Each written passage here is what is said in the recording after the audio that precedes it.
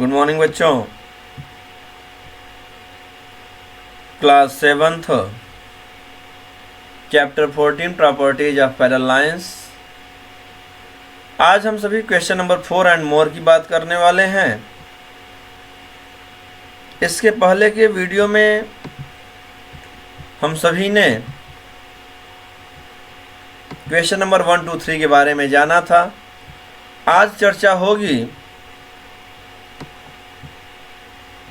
Question number 4 and next की। Okay, properties of parallel lines.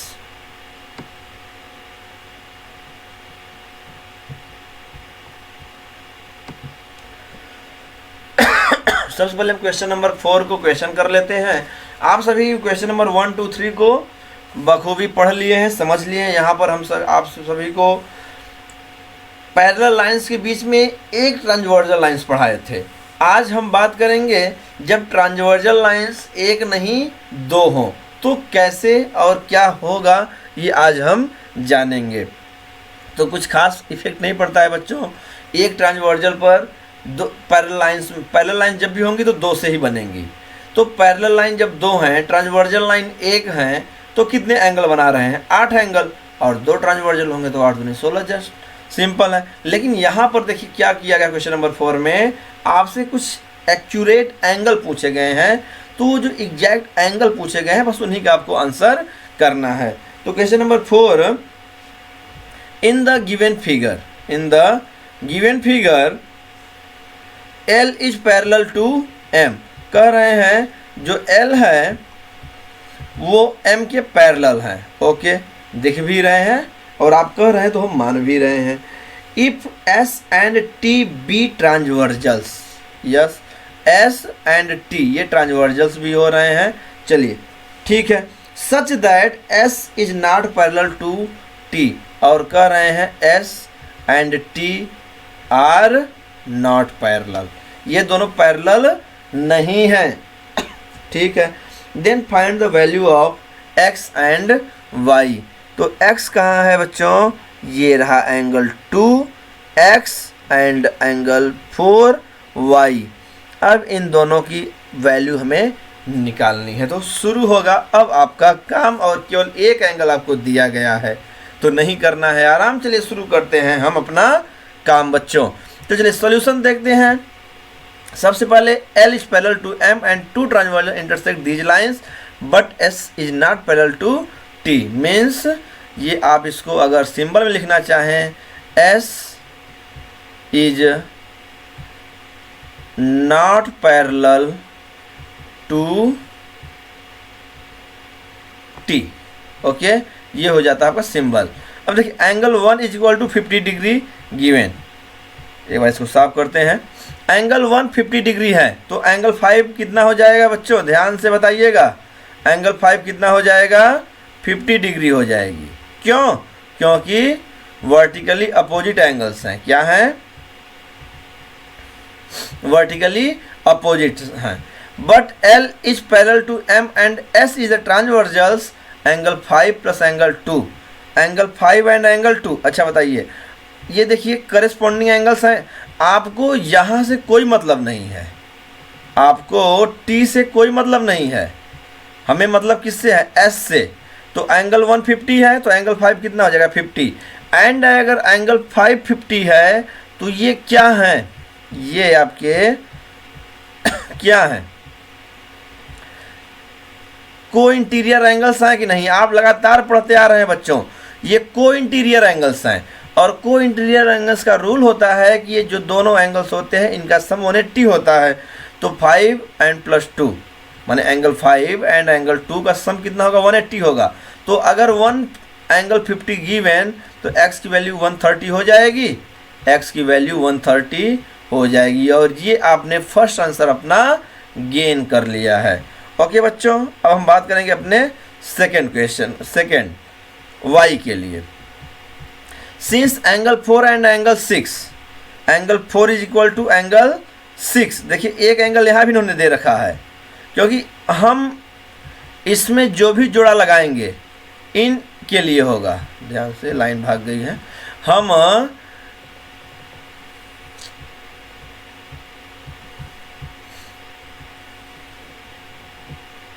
एक transversal में एक एंगल पेयर बनाते हैं और दूसरे ट्रांसवर्जल में सेकंड पेयर बनाते हैं।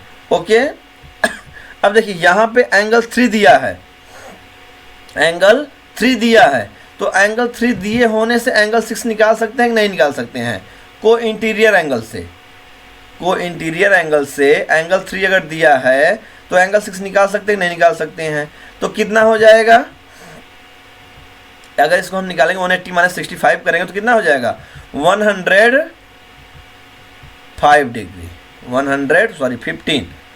15 लिख रहे हैं, 5 पढ़ रहे हैं 115 डिग्री हो जाएगा। चलिए शुरू करते हैं। Since angle 4 is equal to angle 6, angle 4 is equal to angle 6, क्यों? क्योंकि वर्टिकली अपोजिट एंगल्स हैं, इसलिए angle 6 is equal to Y, angle 6 is equal to Y, और एंगल 6 इज इक्वल टू कितना है? Angle 6 is equal to 115 degree है, तो Y की वैल्यू कितनी हो जाएगी? 115 डिग्री। ये बात आप सभी को समझ में आ गई भाई बच्चों? तो इस प्रकार से एंगल x की वैल्यू एंड एंगल y की वैल्यू आप सभी ने निकाल लिया है, समझ लिया है। दो ट्रांसवर्जल लाइंस होने के बावजूद भी आपने बड़ी ही आसानी से उनमें दिए गए किसी भी एंगल्स के वैल्यू को आप निकाल सकते हैं। तो ओके बच्चों, तो फिलहाल ये तो क्वेश्चन नंबर 4 था। अब हम बात करेंगे आपके क्वेश्चन नंबर 5 की। तो क्वेश्चन नंबर 5 में ध्यान से देखते हैं।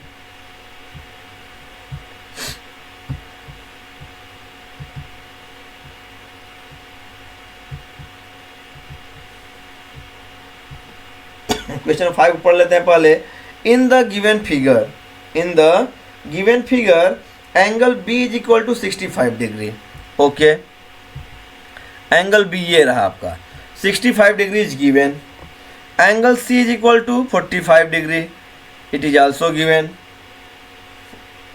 Angle number 5, in triangle ABC में एंगल B 65 है, एंगल C 45 है, हमें पता हो गया। DAE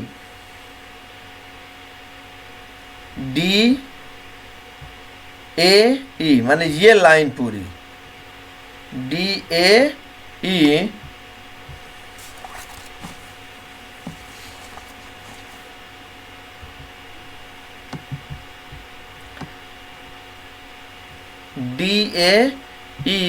is parallel to BC, parallel हो गए BC के। If triangle DAB is equal to x degree, DAB, ये DAB है, इसको अलग से कर देते हैं। कह रहे हैं अगर DAB x है एंड EAC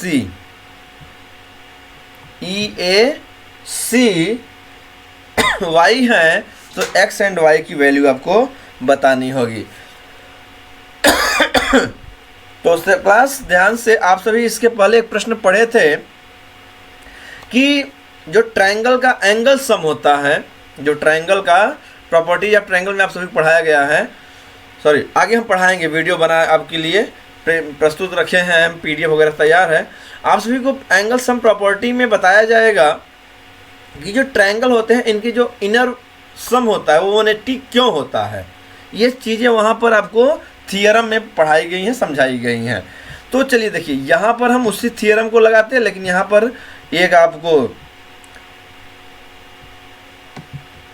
सॉल्यूशन के माध्यम से बताया जा रहा है, वही क्वेश्चन सेम है। In the figure ABC is a triangle where DAE is parallel to BC, यहाँ पर A है, ध्यान से, where DA is parallel to BC। In the triangle angle B and angle C is given, angle DAB is equal to x and angle EAC is equal to y, it is being asked. Since DAE is parallel to BC and AB is a transversal, ध्यान से समझिएगा, ये transversal line सब हमने पढ़ लिया है। ये हमने क्या पढ़ लिया है? ट्रांसवर्जल लाइन्स हमने पढ़ लिया है। अगर ये लाइन पैरेलल है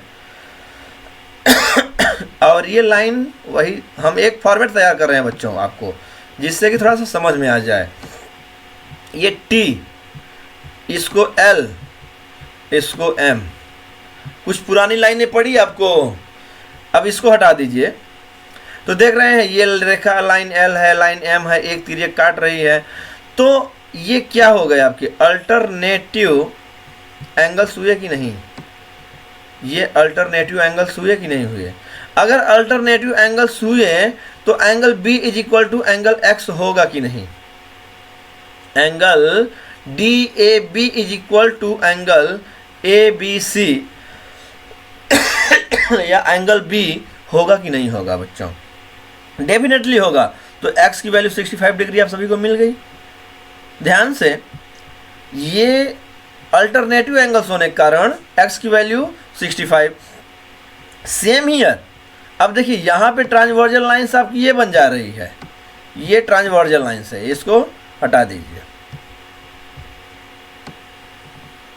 ये लाइन L है, लाइन M है, line L and M are parallel lines and T is a transversal lines. If angle C is 45 तो एंगल Y कितना होगा? एंगल Y कितना होगा? ये एंगल Y आपका बन जाएगा 45 डिग्री। क्यों? क्योंकि angle C and angle EAC are alternative angles and alternative angles are equal. तो y की वैल्यू कितनी हो जाएगी? 45। तो x की वैल्यू 65, y की वैल्यू 45। तो ये तो था आपका आंसर क्वेश्चन नंबर 5 के लिए। अब हम बात करेंगे आपके क्वेश्चन नंबर 6 की बच्चों।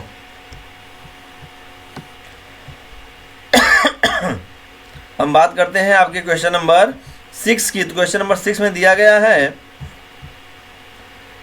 इन द एडजॉइनिंग फिगर, ये फिगर एडजॉइनिंग फिगर है।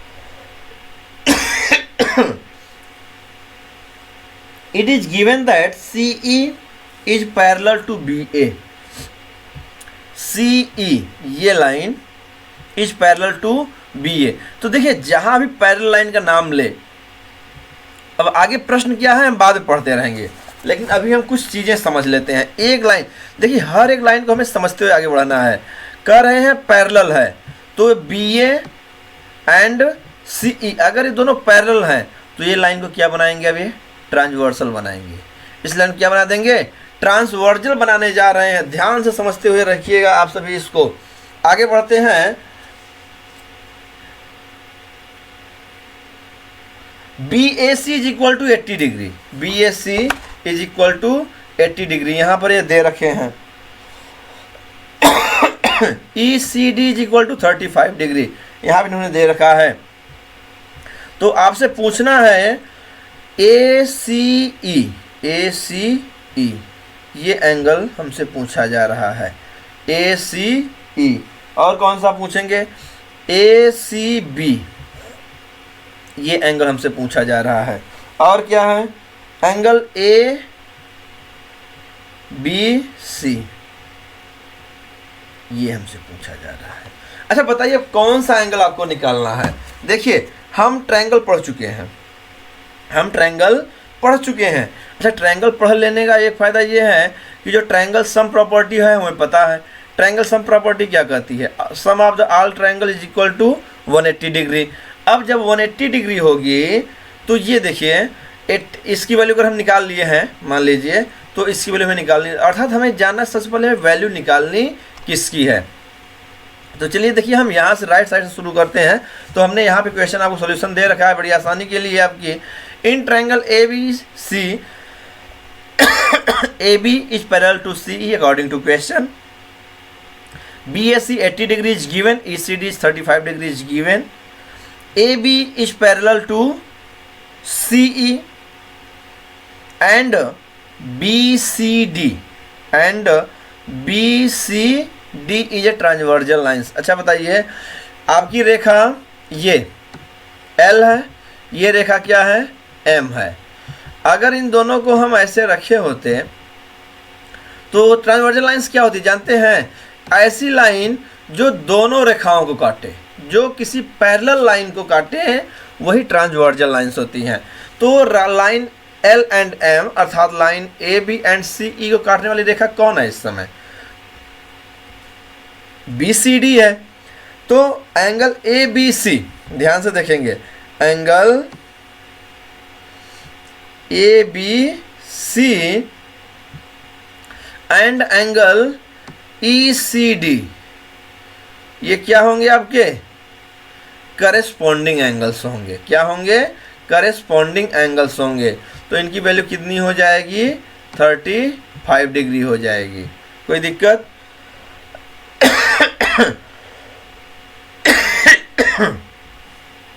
अच्छा, नेक्स्ट है ए बी सी आपकी 35 डिग्री हो गई। अब again A B is, A B लिख लेते हैं, ये वैल्यू हो गई आपकी 35 डिग्री। कहाँ से? क्योंकि A B C and E C D are the corresponding angles. Okay, why? Because BCD is a transversal lines of parallel lines AB and EC. Since AB is parallel to CE, आपको ये सारी कहानी लिखनी पड़ेगी और समझनी भी होंगी। मैं आपको एक्सप्लेन कर रहा हूँ। जो भी है हम यहीं से उठा रहे हैं, कुछ चीज़ें आपको समझा दे रहे हैं। Again A B and C are the parallel lines and A C is the transversal. अब देखिए, अब यहाँ पर ए बी एंड सी ई क्या है? ये दोनों पैरेलल लाइंस हैं और ट्रांसवर्जल अभी कौन हो रही है? ए सी ट्रांसवर्जल लाइंस आपकी बन रही है। तो जब ये ट्रांसवर्जल लाइंस बन रही हैं तो B A C and A सी ई, ध्यान रखें आपको इनसे कोई मतलब ही नहीं है, क्योंकि देखिए पैरेलल लाइन ये है और ये है। अब आप कंफ्यूज होंगे कि ये 80 कहाँ तक बनाएगा, इसमें बनाएगा या पूरे में बनाएगा? पूरे में कोई चांस ही नहीं है बेटा, क्योंकि पैरेलल लाइन ये है, इनसे तो कोई मतलब ही नहीं है हमको। यहाँ लाइन ही नहीं है कोई। लाइन कौन है? एक ये है और एक ये है, और जिसको काट कौन रही है? टी ये है, टी ये है। तो अब देखिए ये 80 है, तो ये क्या है? अल्टरनेटिव एंगल्स बनेंगे नहीं बनेंगे? अल्टरनेटिव एंगल होने की वजह से ये कितना हो जाएगा? 80 डिग्री। अब हम फिर से एक बार नोट करते हैं, ये हो गया आपका 35 कहाँ से? ये आपके करस्पॉन्डिंग एंगल से। ये कितना हो गया? 80 कहाँ से? अल्टरनेटिव एंगल से। अच्छा, ये 35, अब देखिए इसको निकालने के दो तरीके हैं। अब चाहे 35 80 जोड़ करके 180 में से घटा दीजिए इधर, और चाहे तो इन दोनों को जोड़ करके 180 में से घटा दीजिए। दोनों में आपको वैल्यू सेम आने वाली है, और जो आपका बन जाएगा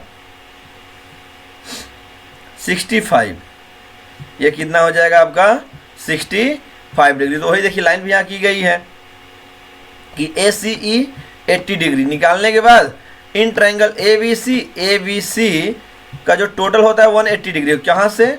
सम of the angles of a triangle, माने कि ये जो लाइन आपको बताई जा रही है वो लाइन केवल इन्हीं में से बताई जा रही है। इन दोनों को ऐड करना है और इसके बाद एंगल सी की वैल्यू निकाल लेनी है। तो इन दोनों को ऐड करके इसके 180 माइनस 115 कर दिया गया और 65 आपका आंसर हो गया। तो इस तरह आप देख रहे हैं angle A C E, A C B और ए बी सी की वैल्यू आपको पता चल चुकी है। तो ये तो था आपका क्वेश्चन नंबर 4, 5 एंड 6। चलिए हम एक आपको वीडियो और देंगे 7, 8, 9 के लिए। इसके बाद शेष क्वेश्चंस आपको पढ़ते रहने होंगे और करते रहने होंगे। फिलहाल इस वीडियो में इतना ही बच्चों। बहुत बहुत धन्यवाद आप सभी को, आपने क्वेश्चन नंबर 6 तक चीज़ों को पढ़ा, समझा और जाना। आप मैथ्स के साथ ऐसे ही जुड़े रहें। तब तक के लिए जय हिंद, जय भारत।